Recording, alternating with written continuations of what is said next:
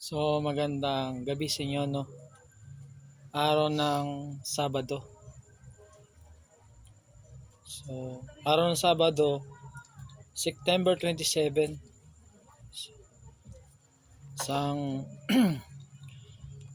isang mabuting aral para sa inyo na aking babahagi para kayo ay maunawaan nyo ang kahalagahan kay Kristo. So, ganito, no? Bakit tinutuligsa ng mga iglesia ni Kristo ang Roman Catholic, no? Kasi nga, ito yung sinasabi ko. Sa kanila kasi, walang sabat na araw. Walang sabat na araw. Hindi sila nangingilin, no? Ng araw ng pamamahinga. So, ano yun? Yung Sabbath day. Yung Sabbath day, yung mahal na araw, no? Sa atin kasi, meron tayong mahal na araw, no? Sabi nila, letra por letra, ang sinasabi nila na tinutupad nila yung sinasabi sa Biblia. Pero bakit sila kumakain ng baboy? O, di ba? Bakit sila kumakain ng dinuguan? O, marami akong nakita sa aking mga mata. Na? Nanggaling ako sa kanilang sekta nung araw. Pero ang dugo ko, Roman Catholic. Trabaho lang ako sa kanila. Maraming tao ang mapagkungwari. Oh, di ba? Maraming tao ang mapagkungwari. At meron ding taong nadadamay lang sa kanila. So, yun yung nakita ko sa kanila. May tao na mabuti na nadamay lang sa kanilang pagkukungwari. Sayang lang.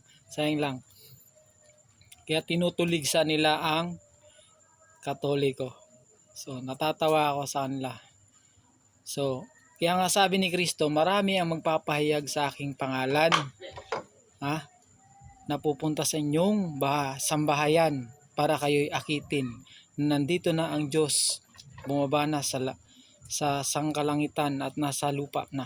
Pero huwag kayong maniniwala doon. Kaya nga sabi ng Panginoon, huwag kayong papalinlang sa kanila sapagkat kayo'y ibubuling la sa kanilang kasalanan. Yun yung sinasabi ng Panginoon. No? Sa Lucas yun, sa Lucas. Kung babasahin nyo yung Biblia, darating ang karunungan ng Diyos na itatanim sa inyong isip at puso. So, papakinggan niyo yan. So, kaya ako bumalik sa ganitong pangaral kasi nga, ilang beses na akong kada tulog ko may nagpapakita sa aking pangitain eh. Siguro tinatawag niya ata ako eh. No? Kung ganitong tinatawag na tayo, masarap na umalis sa mundong to nang may dala kang mabuting balita ayon kay Kristo. No? So, yung Biblia ko, shoutout kay paring Gerald, nagbigay ng Biblia na sunog lang. Shoutout sa paring Gerald ko. No? Isa siyang sakristan. Ako isang apostolic sa Nabotas. Dati kami. Nung nabubuhay pa yung mama niya, lagi kami magkasama nun. Kada simba, mag-serve. Yun. Yan. Sumalangit na si nanay. So, yun. Maalala ko, nagsiserve ako sa simbahan. Pag nagsiserve ka, taos puso mo, at mapagkumbaba ka sa lahat ng pasakit nandun talaga. Kinukutya ka nila. Pero hindi nila alam, kahit nagsiserve ako, binabasa ko yung Biblia. Kahit nangangaral yung pare, binabasa ko yung Biblia. Hindi ako nagpapatalo sa karunungan ng pare. Mas maganda intindihin mo rin ang Biblia sa karunungan ng Diyos. Kasi hindi naman lahat binibigay sa pare. Pati sa'yo bibigay.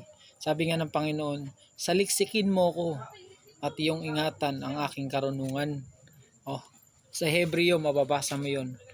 Kaya nga sabi ng Panginoon, hanggat nabubuhay ka sa mundong to, ipamahagi mo at ipamalita ang mabuting balita ng Diyos na si Kristo Jesus, no?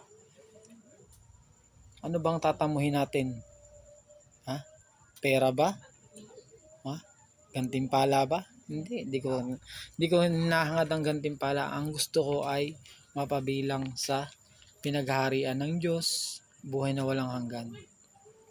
So, ewan ko kung makapunta tayo doon. Pero sabi nga ng Diyos, kung ikaw ay may pananalig ng singlaki ng butil ng mustasa, kaya mong pagalawin ang mga bundok at kaya mong alisin ang dagat at ilipat mo sa ibang lugar, 'di ba? So God bless, sana may natutunan kayo sa akin, and hopefully magandang gabi. Bye bye.